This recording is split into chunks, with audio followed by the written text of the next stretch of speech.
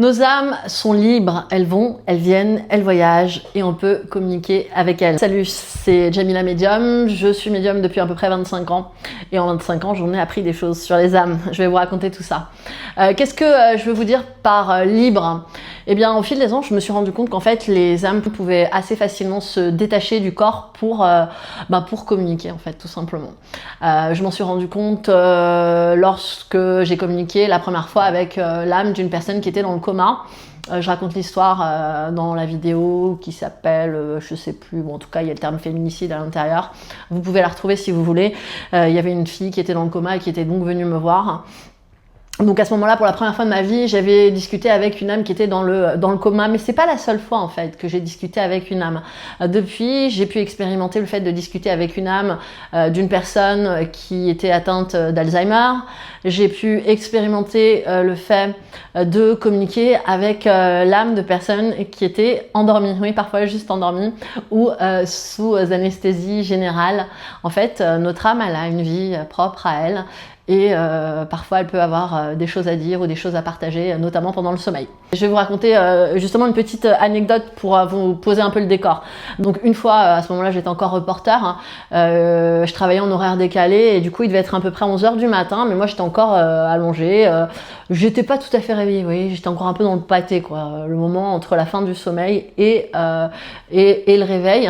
C'est un moment un peu spécial finalement où, comment dire, la part de rationalité n'a pas encore pris le dessus, on n'est pas complètement réveillé et du coup à ce moment-là c'est vachement facile de ressentir ou de percevoir, d'avoir des perceptions. Donc j'étais là, allongée dans mon lit, tranquille, j'avais pas tellement envie de me lever, j'avais envie de faire durer le moment.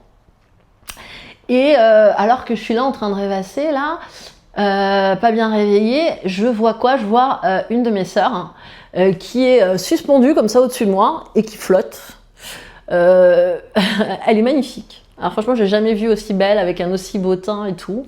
Elle porte une robe mauve, violette. Enfin, elle est une belle et longue robe magnifique.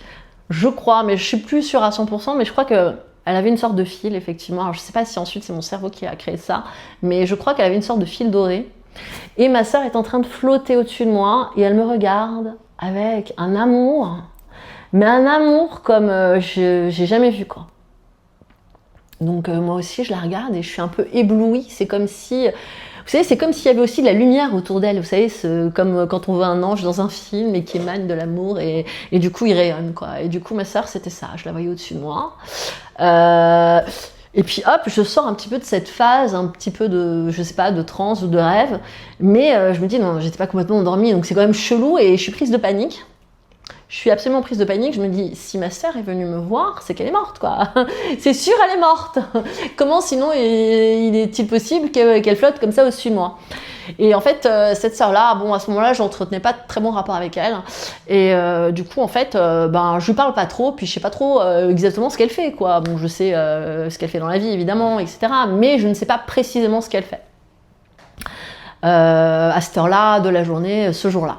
Donc qu'est-ce que je fais? Je prends mon téléphone, j'appelle une autre de mes sœurs, puis une autre, et puis ça répond pas ou j'ai pas l'info que je veux, puis finalement j'appelle à la maison, j'appelle ma mère, et puis là je tombe sur une autre de mes sœurs, et là je lui dis qu'est-ce qui se passe avec Micheline? Ah bah Micheline ça va être notre copine, hein, parce que du coup on l'appelle Micheline, ma sœur. Du coup je dis qu'est-ce qui se passe avec Micheline? J'ai rêvé d'elle, y a un truc qui va pas, vite, dis-moi où elle est, est-ce que tu sais où elle est, est-ce que tu as de ses nouvelles? Et là, la sœur qui m'a répondu au téléphone me dit, bah non, écoute, rien de particulier. Ah si, je crois que ce matin, elle devait subir une opération, elle se fait enlever ses dents de sagesse, mais a priori, tout va bien.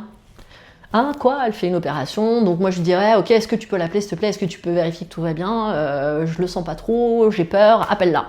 Donc ma sœur passe quelques coups de fil, puis quelques temps plus tard me rappelle et me dit que mon autre sœur qui a subi l'opération va très bien, elle vient de se réveiller de l'anesthésie générale, ou ouais c'est ça, c'était une anesthésie générale, tout va bien. Et donc voilà, donc ce jour-là, j'ai compris qu'une âme qui était endormie sous anesthésie générale pouvait aller voyager et aller rendre visite à qui elle voulait. Et en l'occurrence, donc, ma sœur est venue me voir. Et j'ai pu l'apercevoir parce que j'étais dans ce moment-là où j'étais sur le point de me réveiller, quoi. Mais j'étais encore un peu prise par le sommeil. Donc ce jour-là, j'ai compris que les âmes qui étaient sous anesthésie générale pouvaient voyager. Et avec le temps, je me suis aussi rendu compte que finalement les âmes de personnes qui sont vivantes mais juste endormies, on peut aussi les sentir. Pendant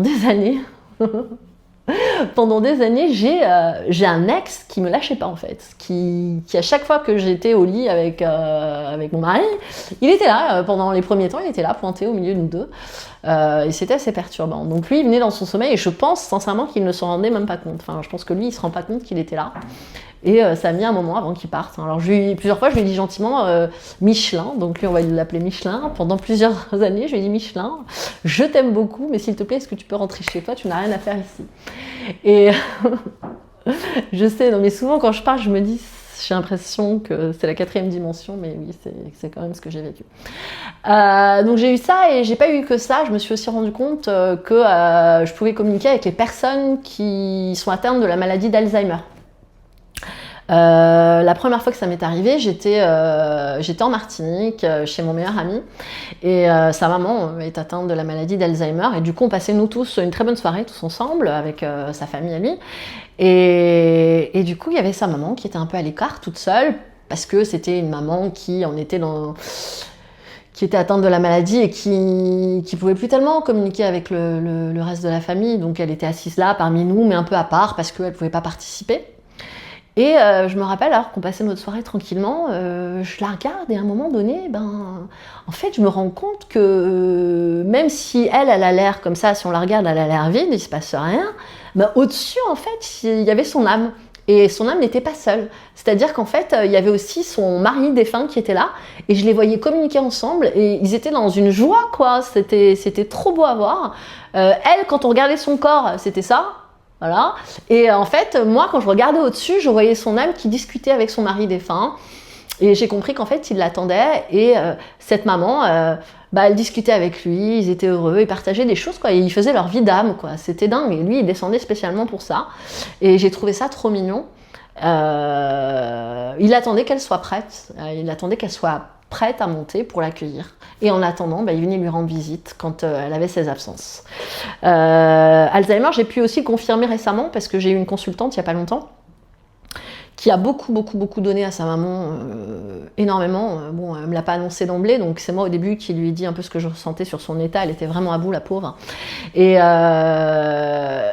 Et après, donc, je sais plus comment ça s'est fait, mais bon, voilà. Donc, il a été posé que sa maman avait fini par être hospitalisée parce que ça devenait trop lourd pour elle. Et du coup, au fur et à mesure que la consultation avançait, moi, j'ai capté la maman et puis j'ai pu lui donner des informations extrêmement précises sur ce que cette femme avait fait pour sa maman, comment elle s'occupait d'elle, la maman atteinte d'Alzheimer, qui l'a remerciée pour tous les gestes d'amour, etc., etc. C'était très beau. Elle était en larmes, la fille. Et donc voilà, donc on peut très bien communiquer avec des personnes qui sont atteintes de la maladie d'Alzheimer. C'est tout à fait possible parce qu'en fait, on peut communiquer en réalité avec toutes les âmes. Et alors je sais qu'il y en a qui le font avec des autistes, ça moi je n'ai jamais expérimenté. Mais par contre, plein de fois, j'ai fait ça aussi, mais sans m'en rendre compte avec des enfants. Parce que, quand je dis des enfants, c'est plutôt des nourrissons ou des bébés en bas âge, en fait, qui sont pas encore capables de parler. Et en fait, moi, je me rendais pas compte que je faisais une sorte de télépathie ou que je parlais avec leur âme directement.